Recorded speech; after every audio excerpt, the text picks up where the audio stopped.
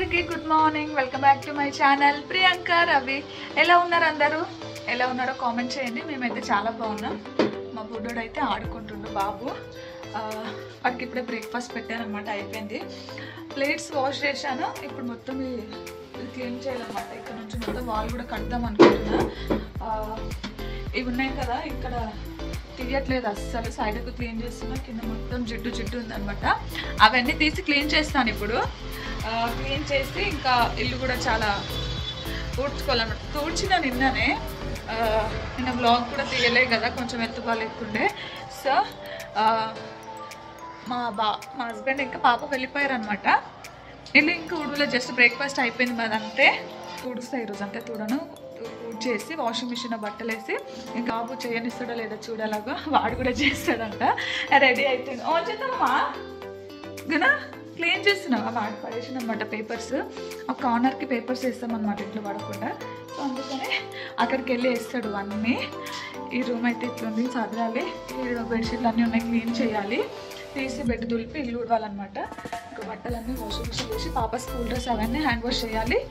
ఇప్పుడైతే stove, sync ఇదంతా clean చేస్తా ప్రజెంట్ అయితే.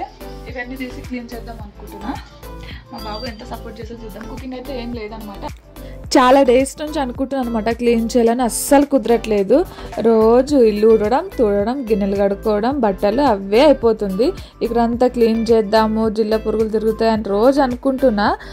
జస్ట్ నైట్ పూట వాష్ చేసినప్పుడు డెటాల్తోని ఆ ఫ్లోర్ మాత్రమే క్లీన్ చేసేదాన్ని. కానీ వాల్కి, ఆ విండో దగ్గర క్లీన్ చేద్దాం అనుకుంటే అస్సలు కుదరట్లేదు అనమాట. సో అందుకని ఈరోజు అయితే ఎలాగైనా చేయాలని ఆ కార్నర్ స్టాండ్ ఏదైతే ఉందో దానిపైన మొత్తం జిడ్డు పట్టిపోయింది అనమాట. ఆయిల్ పెడతా ఉంటాం కదా, పక్కన ఆయిల్ వల్ల అక్కడంతా జిడ్డు కర్రీ చేసినదంతా ఆయిల్కి జిడ్డు పట్టిపోయింది అనమాట. అందుకని కడగాలని డిసైడ్ అనమాట. చూడండి అదే స్టాండ్. ఆ కార్నర్ అయితే రోజు క్లీన్ చేయడానికి కుదరకపోయేది. స్టవ్ ఇంకా సైడ్కి బిందెలు పెట్టుకునే దగ్గర క్లీన్ చేసేదాన్ని. సో అందుకని డిసైడ్ అయ్యి మొత్తం క్లీన్ చేయాలని అనుకున్నాను.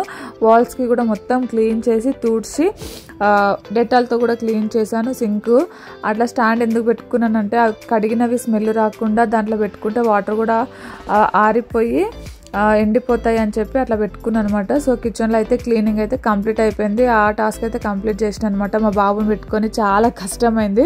చూడండి, ఎక్కడుంటే అక్కడే ఉంటున్నాను. నా వీడియో మొత్తం నాతో పాటే ఉన్నాడు. అస్సలు వాడికి అసలు మార్నింగ్ కూడా పడుకోలేదన్నమాట. చూడు, ఇక్కడ కూడా వస్తూనే ఉంటాడు. ఇల్లు ఊడుస్తుంటే తుడుస్తుంటే మొత్తం వెనకాలే ఉన్నాడు. మొత్తం ఒక బెలూన్ ఇచ్చిన ఆడుకోరా, టీవీ చూడరా అని చెప్తే కూడా అస్సలు ఉండకుండా మొత్తం నా వెనకాలే ఉన్నాడు. ఇల్లు ఊడడం అయిపోయిన తర్వాత హ్యాండ్ వాష్ చేయాలని చెప్పాను కదా. ఇంకా మ్యాట్స్, ఇంకా పాప స్కూల్ డ్రెస్ అలా ఉంటే వాష్ చేశాను అనమాట. వైట్ డ్రెస్సులు అలాంటివి అన్నీ ఉంటే హ్యాండ్ వాష్ చేస్తాను. దాని తర్వాత మా హస్బెండ్ వచ్చారు, లంచ్ చేసాం. దాని తర్వాత ఇంకా స్కూల్కి కూడా టైం అయ్యి పాపని వెళ్ళి తీసుకొని వచ్చాము. స్కూల్ నుంచి తీసుకురాగానే చూడండి ఎంత రచ్చ అయిందో. బీన్ బ్యాగ్లో నుంచి బబుల్స్ అన్నీ పడేశారనమాట, థర్మాకోల్ బబుల్స్. వాటన్నిటితోనే ఆడుకుంటున్నారు వాళ్ళిద్దరు.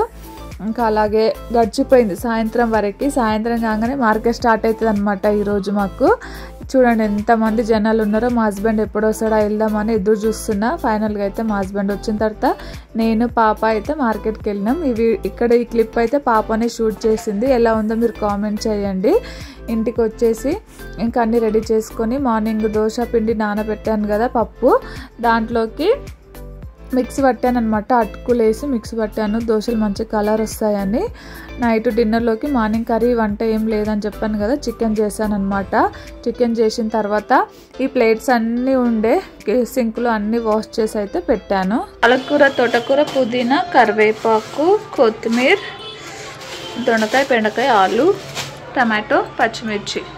ఇవే ఎప్పుడు రెగ్యులర్గా తీసుకునే కూరగాయలు మేము.